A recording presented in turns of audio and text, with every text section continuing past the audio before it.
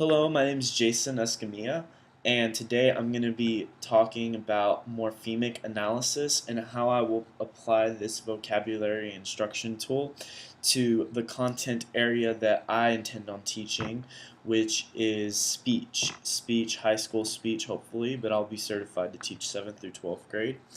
The chapter that I will be talking about is nonverbal communication, and some of the key words that I will define for the students in my classroom will be kinesics, vocalics, proxemics, haptics, chronemics, substitution, and accenting. And so today I'm going to show you how I can apply the morphemic analysis tool described in our chapter 4 textbook in order to define these key terms to the students. And so the first word is kinesics. And so I'd probably start by asking the class how many of them have had a kinesiology class or gym or PE. Most of them have had to, at some point in their lives, taken a gym class or a PE class, so they'll raise their hands, and at that point I can connect the word kinesics to kinesiology. So that was a really easy one to relate this type of vocabulary instruction tool as well. Oh, and by the way, I do, as personal opinion, I'm gonna be describing how I'll be applying this instruction to teach them the vocabulary, but I also personally think that it's important to apply various strategies, and one of my favorite things that my English teacher did to teach us vocabulary is vocab maps, and that's where we'd have a map with the vocabulary word in the middle, and we would define the word on the top. We'd put a picture on the left. We'd put how we could use a sentence with it on the right. And it just combined lots of different elements, visual elements, logistical elements, and that's how I effectively learned vocabulary, and also studying consistently helped a lot. But for the purpose of this assignment, I'm going to be describing how I would apply the morphemic analysis strategy to these key terms. And so, again, like I said, if I were teaching these, I would probably also apply visual aids, give real life examples and analogies to illustrate to students and to get them to understand these key terms a little bit better. And so the next word on our list, the first one was kinesics, and I was going to connect the word kinesiology. The second word we have going on is vocalics, and a lot of them listen to music and know what a vocalist is or know what a singer is. And so the key word, the morpheme, the root word in this word is vocal. And so I would just explain how vocalics is the way that other people interpret our voice, or the way they perceive our voice based on nonverbal communication. Um, and um, and so hopefully using that strategy will get them to understand what vocalics means a little bit better. Um, the next word is proxemics, and the root word in this word is prox, or the word that we most often use with it is proximity. I'd probably have to define this term for them. I don't see many high school students saying in like how far are you in proximity from me. A lot of them don't use that word, but I think it's an important word for them to know. And so if they know what the root word is, proximity, they'll probably also be able to remember the longer word proxemics. And proxemics is how being close to someone or far away someone communicates to that person or other people, how comfortable we are with that person or how uncomfortable we are, and that is a whole chapter in and of itself. Proxemics, you can go into certain space zones that we have, and so I'll definitely use illustrations and charts and things like that to illustrate the different zones of how far away and how close people should be, and what that communicates to other people about proxemics. And so the next word we have is substitution. That's a little bit of an easier word because a lot of students have had a substitute at some point as they were going to school, and so they know that a substitute replaces the main teacher.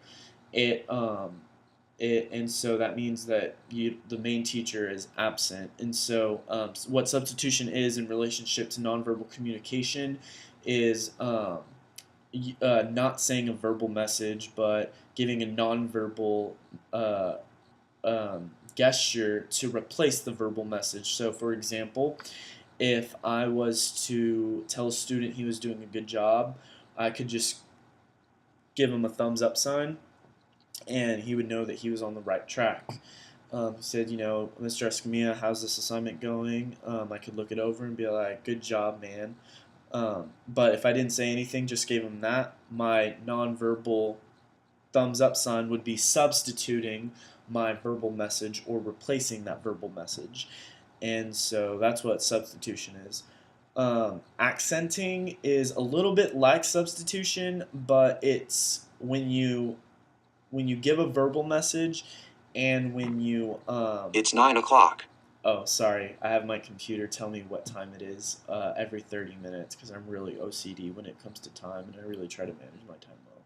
Anyways, accenting the root. Oh yeah, the morpheme in there is just accent, and that's just when you, I guess, highlight something or make something a little bit more emphatic. And so I would, just point out the word accent in this word. And accenting is a little bit like substitution. You know how I use the thumbs up sign? Well, accenting, it's when you say good job and you give the nonverbal message. And so substitution replaces the verbal message, while accenting complements the verbal message or makes it more of an importance. It makes the point stronger. And so that's accenting. The next word is haptics, and this was a word that it was a little bit difficult for me to find the root word. I know it has to do with tactile, and what haptics is, it has to do with how we respond to touch and what nonverbal messages that sends. If you see someone holding hands, that sends a message to other people. If you see someone giving front hugs or side hugs, all of these ways that we touch communicate to other people and to the people actually touching each other what how comfortable they are with each other or where the relationship stands at that point. And so I could not really find. I just know that haptics has to do with tactile, and so which is touch. I looked up on Google and really could not find like a root word in there.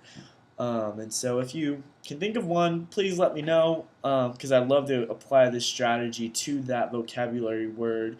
But for this word, I think it would just probably be best to define what it is and probably ask students, how do you feel whenever you see two people holding hands? What can you assume about the relationship? And those judgments that you have come down to haptics and that type of communication, which is nonverbal. It's when two people are doing something that has to do with touch and the effects of what that communicates to everyone else around them. And then the last word that I have today is chronemics, and that has to do with time. And timing is really important, not just duration, but the actual time in the day in which you contact somebody. For example, if I text my friend, hey, what's up, at 5 p.m., that will send a different message if I text my friend, hey, what's up, at 1 in the morning. Both because it communicates a sense of I'm more comfortable with that person because of the time of day it is. And so the root word is craw, which has to do with time, chronological order and things like that. And so chronomics is a word that they'll know because they've heard the terms chronological and things like that, and so I would just explain to them. Uh, oh, my dad's getting home. Sorry. Um, chronemics is just the root word is chronological, and I would just tell the students, give them real life examples of how they can use how they can see this type of communication being seen in various situations uh, in which they live, like the example I gave with the texting, or if someone's talking to them for a really long time, that probably displays that those two people are a little bit closer than two people whose conversations are very, very uh, not that long. Um, and so, anyways, those are my 7 words that I have attempted to apply the morphemic analysis strategy to from chapter 4. And again, I would probably show just a little bit more examples with each word. And I was doing this in real life. Probably write some things on the board. Probably ask for audience participation.